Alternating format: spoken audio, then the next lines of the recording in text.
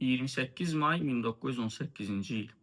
Bəli, bu tarix Azərbaycanın bütün dövrlərinin ən şanlı səhifəsidir. Və bir dövlətin, bir ölkənin, bir millətin tarixində onun müstəqillik günü, onun öz dövlət kimi müstəqilliyini əldə etdiyi gün şübhəsiz ki, onun ən mötəbər günüdür, onun ən mötəbər bayramıdır və birinci dərəcəli bayramdır. Bizim üçün 28 maya xüsusi edən digər bir amil isə 28 mayda bizim müstəqilliyimizi qazandığımız gündə həm də bizim respublika idarə üsulu ilə dövlət qurmağımız oldu. Və indi mən bir qədər sonra sizə respublika idarə üsulunun üstünlükləri haqqında danışacağım. Bəlkə də bir çox vətəndaşlarımız üçün, bəlkə də elə bu videonu izləyən şəxslər üçün də bir ölkənin respublika olub olmaması, yəni respublika idarə üsulu ilə olub olmaması nə qədər əhəmiyyətlidir deyə bu onlar üçün çox da maraqlı deyil, amma məncə izləyəndən sonra həmin kəslərə də agah olacaq ki, niyə məhz həmin dövrdə bizim öndərlərimiz, bu ölkəni quran şəxslər, onlar niyə respublika idarə üsulunu seçmişdir? Bugün 28 may günü bizim üçün 2 qat bayramdır. Bu 2026-cı ildə isə 3 qat bayramdır. Çünki həm də Azərbaycanda mütləq əksəriyyəti müsəlman olan bir ölkədir və burada müsəlmanlar öz Qurban bayramını da qeyd edir. Elə mən bu araya sığıb onları da, bütün Azərbaycanlı, bütün müsəlmanları, həm də dünyadakı bütün müsəlmanları Qurban bayramı münasibəti ilə də təbrik edirəm və keçək bizim mövzumuza. Respublika, niyə respublika? Baxın, həmin dövrlər ümumiyyətlə müsəlman şərqində ilk demokratik respublika idarə üsulu Azərbaycanda oldu. Yəni biz müstəqilliyimizi monarxiya idarə üsulu üzrə yox, respublika idarə üsulu ilə seçmişdik. Halbuki həmin dövrlərdə bizim qardaşımız, bizim qonşularımız bizə mədəniyyəti, dini ilə, dili ilə bağlı olan, çox yaxın olan Türkiyədə, yəni hələ Osmanlı imperiyası idi və orada imperialist bir rejim idi hələ də, imperiya idi. Amma siz təsəvvür edin, bizdən 5 il sonra, təqribən yəni 5 il sonra 1923-cü ildə Türkiyədə respublika idarə üsulu dövlət quruldu. Hətta biz Türkiyədən daha öncə özümüzə respublika idarə üsulu bir dövlət qurmuşuq. Rəsulzadə və onun komandası. Görün, onlar nə qədər uzaq görən dövlət xadimləri idilər, uzaq görən millətpərvər, ölkəsevər insanlar idi. Və bugün kimlərsə onlar haqqında nələrsə danışanda məncə həmin dövrün şərtlərini birinci növbədə nəzərə almalıdır və ikinci növbədə həmin insanların həmin dövrdə atdığı addımları, dövlətin lehinə atdığı addımları nəzərə almalıdır. Görün, 100 ildən sonra Azərbaycan yenidən az qala 100 ildən sonra biz yenidən müstəqilliyimizi bərpa etdik, yəni təxminən 70 il sonra.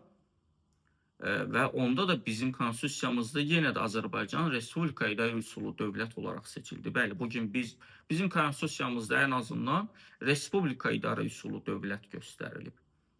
Və ona görə də bəlkə də kimlərsə düşünə bilər ki, Azərbaycanda hal-hazırki sistem respublika deyil.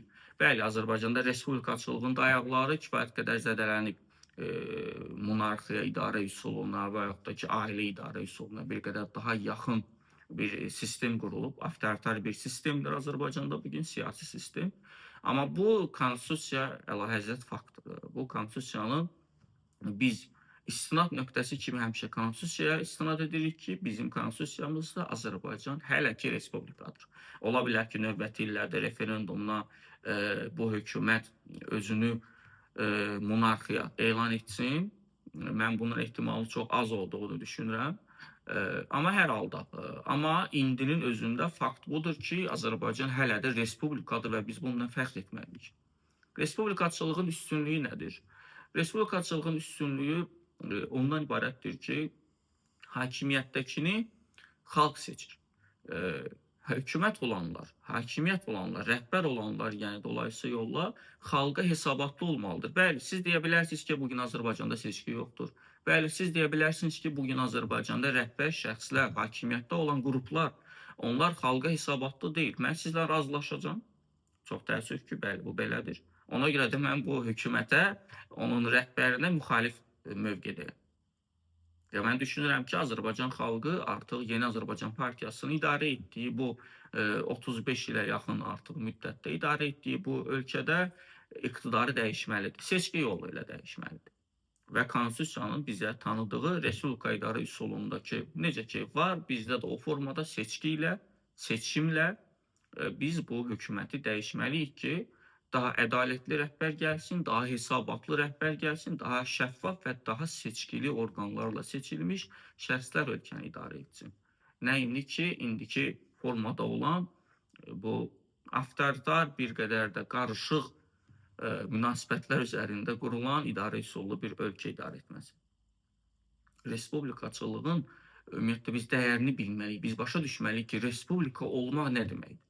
Bunu başa düşəndən sonra mən düşünürəm ki, ölkəmizdə negativ hallar, ümumiyyətlə vətəndaşların siyasi aktivliyi də yüksələcək. Çünki respublikaçılığın təməli həm də budur. Vətəndaşların siyasətdə aktiv iştirakçılığı, təbii ki, seçki yolu ilə. Və bugün Azərbaycanda isə xalq siyasətdən çox uzaqdır. Ona görə də xalq öz tarixindən sahib çıxa bilmir. Xalq öz haqlarına sahib çıxa bilmir. Xalq öz uşaq polusuna sahib çıxa bilmir. Və keçən videoda mən danışmışdım, Mirşahin kimilər, Günay Ağamalı kimilər çıxarılıb az qala bu xalqı aşağılamışcasına uşaq polunun əleyhinə hansı bir fikirlər söyləyirlər və yaxud da ki, digər deputatlar, hökumət yönlü deputatlar təbii ki. Və ümumiyyətlə mən şablon olaraq bugün sizə burada 28 may 1918-ci illə bağlı Rəsulzadə və onun komandası haqqında nələrsə danışa bilərdim. Təbii ki, o haqda da danışmaq lazımdır. Mən öncəki kanalımda, öncəki videolarımda da Rəsulzadənin, onun komandasının Azərbaycan üçün hansı əhəmiyyətə malik olduğunu, Azərbaycan tarixində hansı önəmli izləri buraxdığını və danışmışam. Çoxlu videoları var bu haqda kanalımda. Bu videoda isə mən konkret respublikaçılıq üzərində durmaq istəyirdim və respublikaçılıq bizim ölkəmizin yeganə çıxış yoludur və biz bütün insanlar, bütün vətəndaşlarımız biz başa düşsək ki, əgər bizim ölkəmizdə olan konstitusiyamızda göstərilən respublikaçılıq dəyərlərinə sahib çıxmaq lazımdır. Mən düşünürəm ki, onda bizim ölkəmizdə dəyişiklik qaçınılmaz olacaq. İlkin dönəmlərdə, ilkin müddətdə bəlkə də hökumət dəyişmədi, amma hökumət özünü dəyişməyə məcbur saxlayacaq. Yəni, hökumət partiya olaraq dəyişməyə bilər, amma hökumət artıq atdığı addımlarla, yəni əməli formada dəyişmiş sayılacaq. Bunun üçün də xalq iştirakçılığı, vətəndaş iştirakçılığı önəmlidir. Bizim üçün 28 may çox önəmli bir gündür əslində. Həm təbii ki, müstəqilliyimizi qazanmışıq və bizim bugünkü müstəqilliyimiz ona söykənir, 18-ci ilə söykənir. Həm də bu müstəqilliyimizi biz idarə etmə forması kimi respublika dövləti üzərində qurmuşuq. Respublikaçılıq üzərində qurmuşuq. Müsəlman şərqində bir ilk qadına seçim hüququ tanındı. Siz təsəvvür edin.